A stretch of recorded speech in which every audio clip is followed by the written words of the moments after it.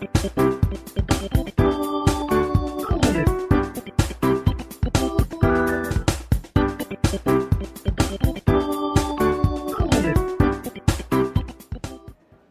de número 19, nós acabamos de cantar sobre a grandiosidade, né, de Deus, Criador do Universo.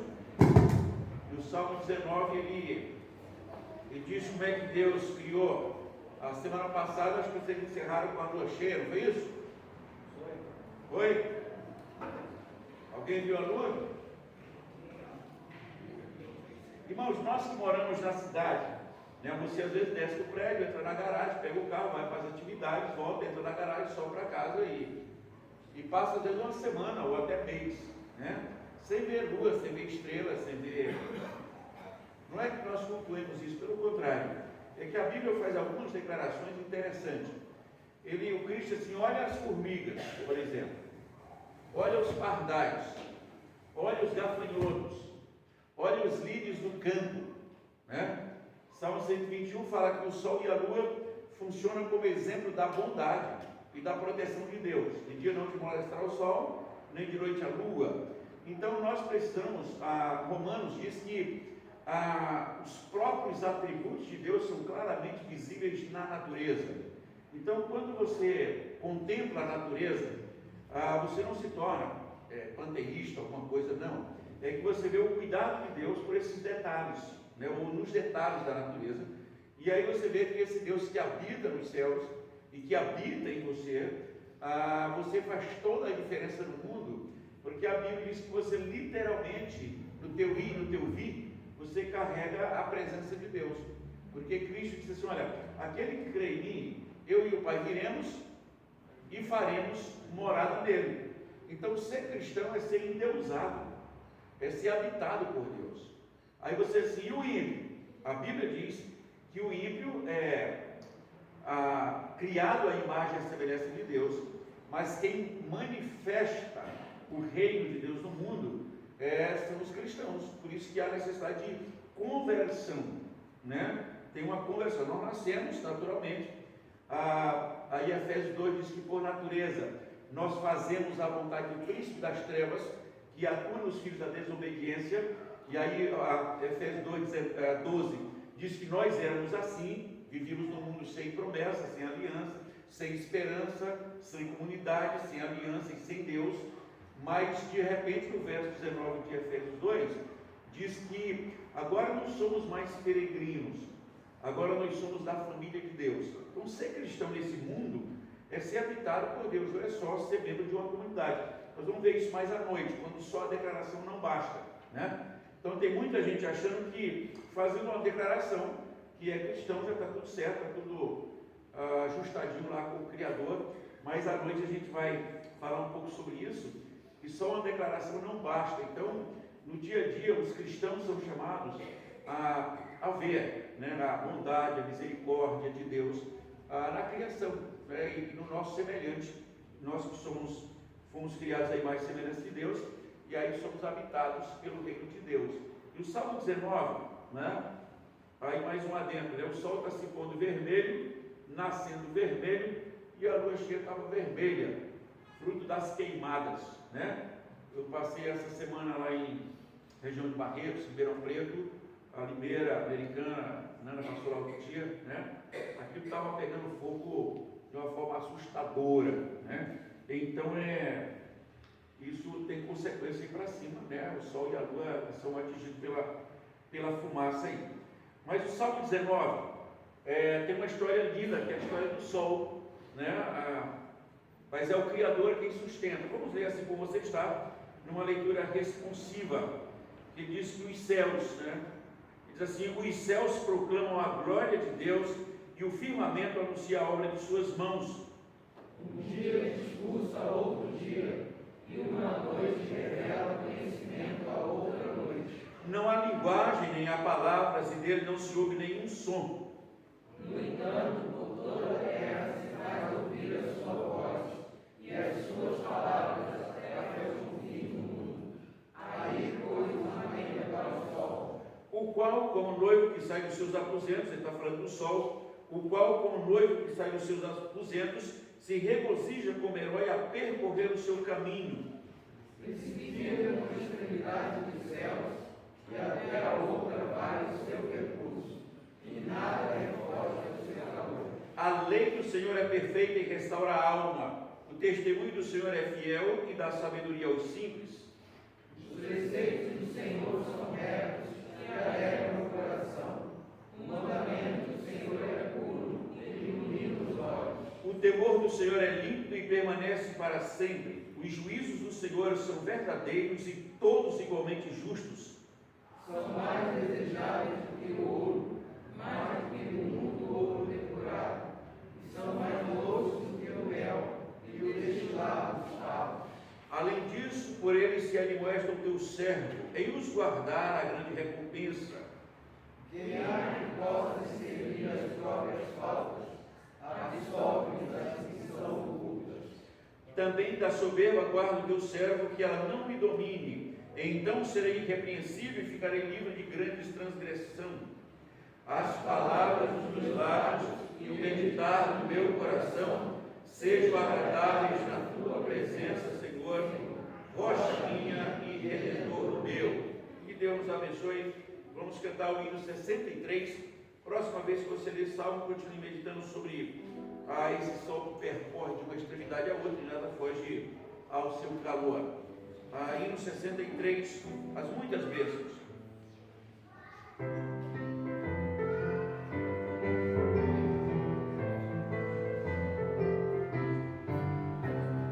Se da vida as vagas procerosas são, se com desalento julgas tudo vão, muitas bênçãos dizes uma vez, e verás surpreso quando Deus já fez. Quantas bênçãos dizes quantas são, recebidas da divina mão, vem dizer-las todas de uma vez, e verás surpreso quando Deus já fez. Eis a casa mágoas triste Deus lhe dá, é a cruz pesada que tem de levar. Quantas muitas bênçãos logo exultarás, e fortalecido tudo vencerás. Quantas bênçãos dizes quantas são, recebidas da divina mão, vem dizê-las todas de uma vez, e verás surpreso quando Deus já fez. Quando vires outros com seu ouro e bens, lembra que tesouros prometidos tens, nunca os bens da terra poderão comprar a mansão celeste que vais habitar. Quantas bênçãos dizes quantas são, recebidas da divina mão, vem dizer-las todas de uma vez, e verás surpreso quando Deus já fez.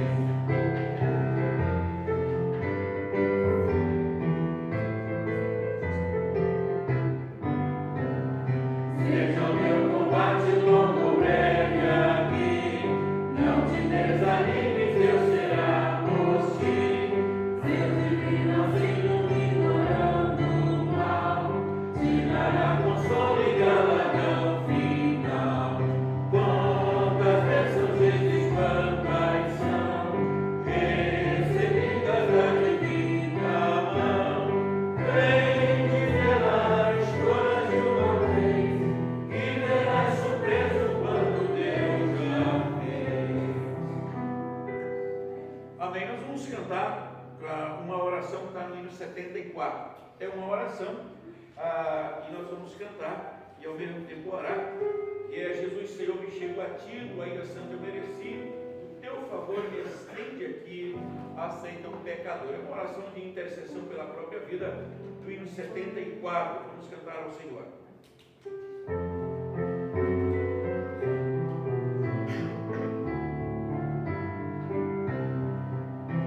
Jesus, Senhor, me chego a ti, tua ira santa mereci, o teu favor me estende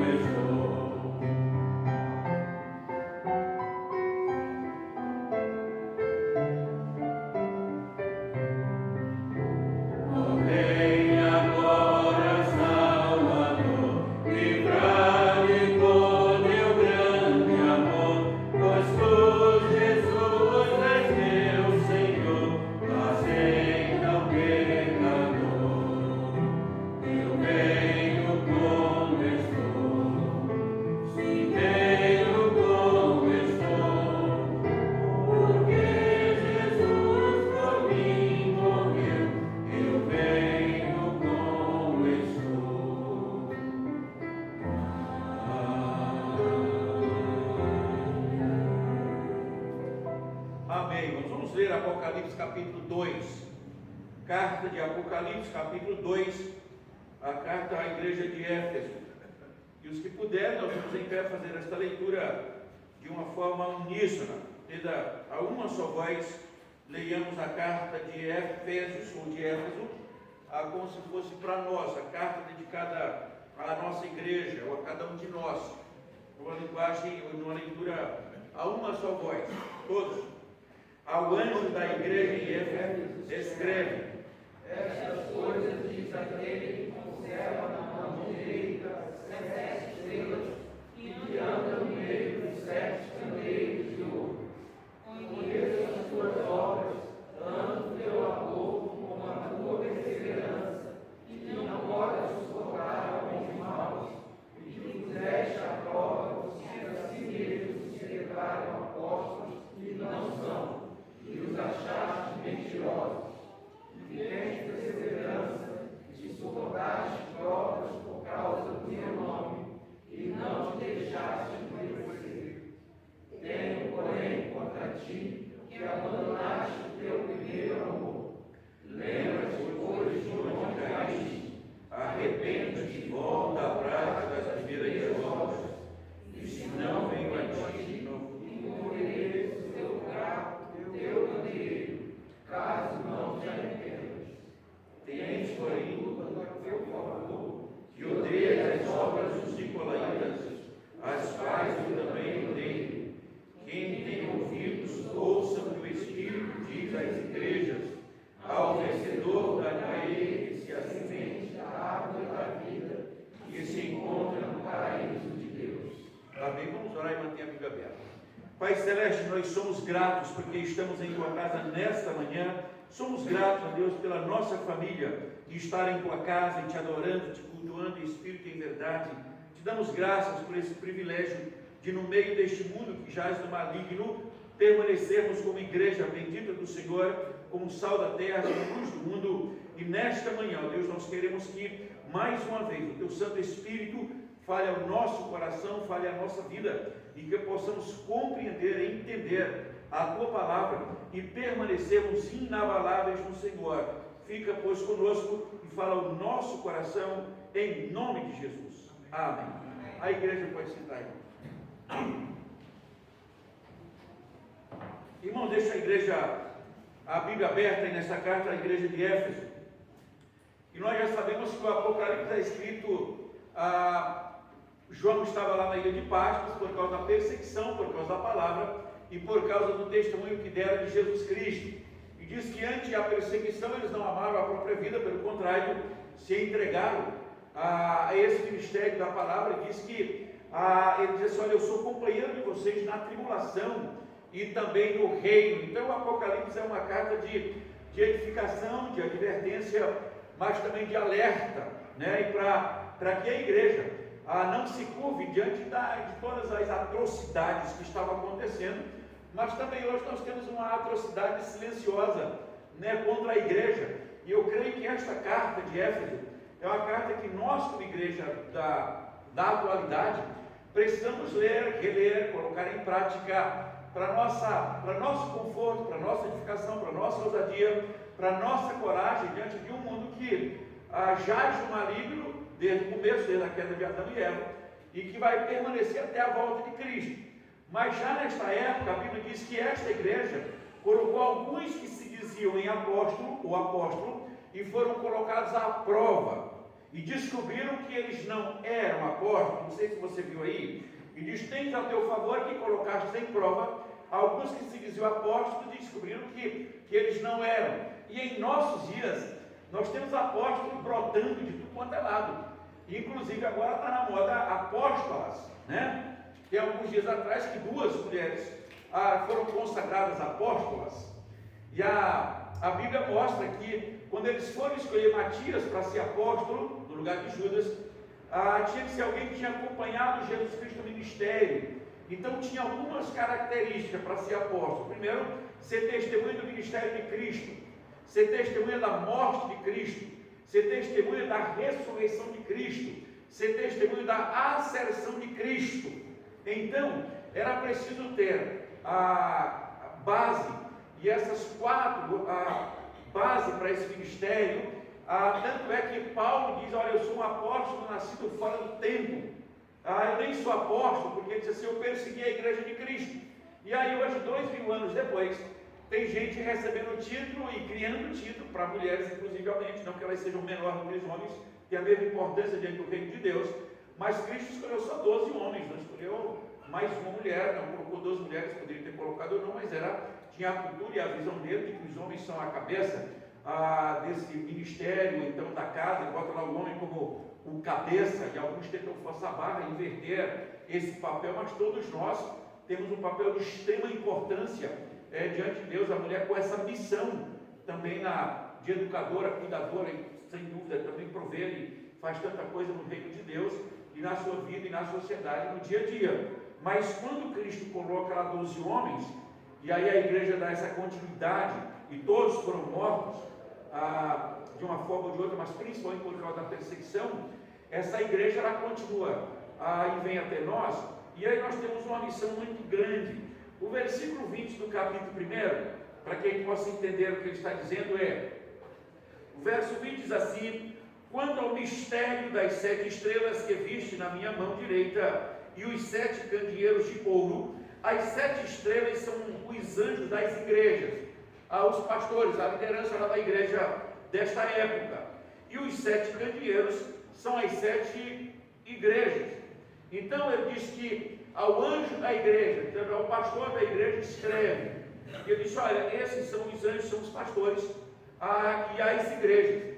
Então eles estão nesse mundo, e aí ele vai escrever para a igreja de Éfeso, e diz ao anjo da igreja de Éfeso, ao pastor da igreja de Éfeso, era como se fosse para a igreja de Resende, e dissesse assim, olha, ao pastor da igreja presbiteriana de Resende, de Resende escreve. O que escreve para a igreja de Resende? Estas coisas diz aquele que conserva na mão direita as 7 estrelas e que anda no meio dos candeeiros, ou seja, eu conservo os pastores ou liderança da igreja, que na época estava numa perseguição muito grande, vai ser essas 7 cartas que vai ser recebida, mas ele disse, eu conservo na mão e eu ando no meio delas, ou seja, Cristo não está alheio aos acontecimentos, às perseguições, à dificuldade que a igreja está sofrendo, e a liderança na época de João. Se você ver o capítulo 1, ele disse, eu sou companheiro de vocês na tribulação, na perseverança do reino. Então a igreja poderia perguntar, que perseguição, que luta, que parece que Cristo esqueceu de nós. Ele disse, não, eu continuo com pastores nas mãos, e eu continuo no meio das igrejas, nada está oculto aos meus olhos. Ele disse, eu conheço as obras, tanto o teu labor, como a tua perseverança, que não pode suportar homens, e colocar-os à prova, e esses falsos apóstolos também foram colocados à prova, e ele disse, e foram achados mentirosos, eu estou contigo, ou seja, eu estou junto, suportastes provas por causa do meu nome, e não deixastes te esmorecer, ou te desanimar, não deixaste, continua firme, colocando à prova, mostrando que eles são falsos, e você continua firme. Mas de repente vem a nota do verso 4, ele disse, eu tenho porém contra ti, que abandonaste o teu primeiro amor. Parece que acabou a lua de mel. E aí vocês podem pensar, aqueles que se converteram, que lembram da época da conversão, como era a sua vida no início da conversão, se tem o mesmo ardor hoje. Alguns irmãos no começo eles são dizimistas, eles oram, eles evangelizam, eles fazem visita, eles querem carregar a igreja nas costas, eles querem mudar tudo, eles têm uma ousadia grande, e alguns às vezes passam o tempo e eles esmurecem, param de ler Bíblia, param de orar. Tem alguns que não precisam orar todo dia. Não, outro dia um velho de igreja me perguntou, pastor, o senhor lê Bíblia todo dia? Eu digo, você toma café todo dia, você se alimenta todo dia? Eu disse, sim. Depois a Bíblia é o meu alimento, é o nosso alimento. Então, e outros dizem, eu preciso ir à igreja também, mas a Bíblia diz que a igreja é lugar de alimento. A Bíblia diz que é lugar que Deus ordena a sua bênção e a bênção para sempre. A igreja é lugar de educar e conduzir os filhos no princípio religioso. A igreja, ela é extremamente benéfica. O Salmo 133, ele diz que o Senhor ordena a sua bênção e a bênção para sempre. Então ele elogia a igreja de Éfeso, ele mostra que a igreja é ousada, suportou a adversidade. No entanto, ele diz, olha, o único problema é que você se esfriou, tem porém contra ti que abandonaste o teu primeiro amor. Cada um de nós pode pensar no que nós estamos deixando a desejar dentro do reino de Deus, né? O que fazíamos e o que não fazemos mais dentro do reino. A vontade de desistir, desanimar, por várias razões, né? No decorrer da igreja, da corrida, a gente pensou, se você pensasse em Hebreus diz assim, olha, não deixemos de congregar como é costume de alguns. E todos vocês já encontraram pessoas dizendo assim, eu já fui crente, já fui membro dessa ou daquela comunidade. É os que abandonam no primeiro momento, na primeira luta, na primeira aprovação, ele já desiste, né? E aí nós temos muito, dizem que tem mais gente fora das comunidades do que dentro, pessoas que iniciaram e que desistiram, né? Abandonaram o primeiro amor, e aí por isso já tem grupos de comunidade especializada dos desigrejados. Mas há um problema nisso, porque esses desigrejados, a eles não é exigido o novo nascimento ou a conversão. É apenas que você vem aqui, alguém outro dia disse, aqui ninguém te julga, ninguém te condena, você vem e aí não precisa acontecer nada de novo, você só permanece. A Bíblia diz que se não nascer de novo, não pode ver o reino de Deus, não pode entrar no reino de Deus. Há uma necessidade de conversão, de novo nascimento, de mudança de mente, mudança de vida. E há um esforço hoje, à noite a gente vai falar sobre isso um pouco, que não precisa mudar, é só você participar de uma comunidade que já está tudo garantido a permanência no céu. E na verdade, você que chega aí aos 90 anos, se você pensar direitinho, você tem 90 anos de vida, você vai alcançar lá os 90, e aí se você pensasse em 30 anos, você passou dormindo, aqueles que dormem 8 horas. Tem uns que dormem mais de 8 horas por dia, né? Se deixar, dorme 12. E aí você tem mais 8 em trabalho. Se você fecha a conta no final, você viveu só 30 anos. Porque 30 anos você trabalhou, doido para ficar rico, e usufruir depois que conseguir. Se não ficou, perdeu tempo. Ou então não aproveitou a vida. E outros 30 você passou dormindo. Então 90 você usufruiu. Aliás, 30 você vai usufruir porque de testemunho de fé, de comunhão com o Senhor, de alegria com a família, de alegria na sociedade, de participação ativa, de crescer na graça e no conhecimento do Senhor. Então João adverte da igreja de Éfeso, ela tinha esquecido o primeiro amor. Então é preciso reavivar isso, porque ele diz, reavivando isto, ele diz, só tem um caminho, no verso 5 é lembrar de onde caíste, lembrar de onde está a falha, consertar, voltar, arrepender e continuar firme. Se isso não acontecer, o candeeiro será tirado, ou seja, você não precisa de comunidade, você não precisa de igreja, mas lembra e volta, né? Volta para o caminho certo. Então a alegria, o amor, a fé, o desenvolvimento da salvação, a alegria de ser e de viver, a convivência no reino de Deus é sempre extraordinário. E aí o verso 7, ele diz, quem tem ouvidos, então ouça o que o Espírito diz às igrejas. E o que ele disse à igreja? Ele disse, olha, você não suportou a obra dos nicolaítas, você colocou homens à prova, para ver se eram apóstolos, não eram, você esfriou no amor, mas você se arrependeu e voltou, começou tudo de novo. E aí eu continuo, e aí você continua como igreja. E aí ele disse, então, e ele vai dizer ainda no final, e ao vencedor dar-lhe-ei que se alimente da árvore da vida, que se encontra no paraíso de Deus. Ou seja, não tem erro, estaremos todos no paraíso do Senhor, é uma questão só de tempo. Ou Cristo volta ou nós iremos, é uma questão de tempo. Mas ele adverte a igreja para sempre alimentar do presente momento o mesmo amor que começou na história cristã. Como é que você foi para uma comunidade evangélica, foi para uma igreja evangélica e disse, alimente o mesmo amor, o mesmo fogo, o mesmo ardor, a mesma alegria, o mesmo prazer, a mesma participação ativa, porque senão com o tempo pode ser que se esfrie. E disse, então, reavalie, volta, pensa, se anime, se alegre no Senhor. A perseguição, a luta, a dificuldade, E tem cristão hoje dizendo, pastor, a igreja precisa ser mais conivente, a igreja precisa ser mais tolerante. Não, irmãos, a igreja não precisa ser tolerante, nunca precisou, não precisará, porque o inferno continua de porta aberta e o céu continua de porta aberta, e o céu continua chamando ao arrependimento e o inferno continua chamando a não arrependimento, dizendo, venha como você está, permaneça como você está, não precisa mudar nada. E alguns dizem, a igreja precisa ser contemporânea, porque não precisa exigir tanto. E vemos que acham que estão com a sabedoria foi descoberta agora, e vão dizer o seguinte, que Deus é tão amor que jamais condenará alguém ao inferno. E aí as pessoas começam a crer nisso, né? Outros já estão eliminando que o inferno não existe.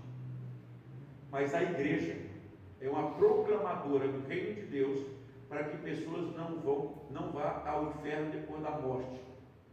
Outros que já vivem no inferno agora. Se você observar Efésios 2, 1 e 2, as pessoas já vivem, o ser humano vive no inferno agora. Que não é ainda ativo no sentido total da Bíblia, porque ainda falta o corpo para sofrer dia e noite pelos séculos dos séculos. Mas a Bíblia diz em Efésios 2 que por natureza o indivíduo faz a vontade do príncipe das trevas, que atua nos filhos da desobediência. Olha lá. Então, há uma necessidade de novo nascimento, de um quebrantamento para começar uma vida nova com Cristo. E 1 João 5,19 diz que esse mundo jaz no maligno, ele está no maligno, e por natureza os homens, aos seres humanos que não conhecem a graça de Deus, eles vivem literalmente fazendo a vontade do príncipe das trevas, que atua nos filhos da desobediência. E os cristãos devem continuar neste mundo que jaz no maligno, fazendo a vontade de Deus, por meio da ação do Espírito Santo, e vivendo o prazer de estar no reino de Deus no aqui e no agora. E para a eternidade é só uma questão de tempo. Que Deus nos abençoe, mas vamos lembrar de o que falta para arrepender, voltar, começar tudo de novo, com a alegria do Senhor. Quem não se arrepender, a Bíblia diz, não entra no reino dos céus. Vamos orar. Pai Santo, abençoa a nossa vida, perdoa os nossos pecados e nos sustente, ó Deus, em graça e conhecimento, que possamos continuar crescendo na disciplina, na comunhão, na ousadia deste mundo, mas na dependência total do Teu Santo Espírito. Fala o nosso coração através dos professores, para que haja edificação, para que haja também, ó Deus, mudança, arrependimento e transformação, e que se volte, ó Deus, à prática do primeiro amor, no temor do Senhor, que é o princípio da sabedoria. Fica conosco, nos abençoe, em nome de Jesus. Amém.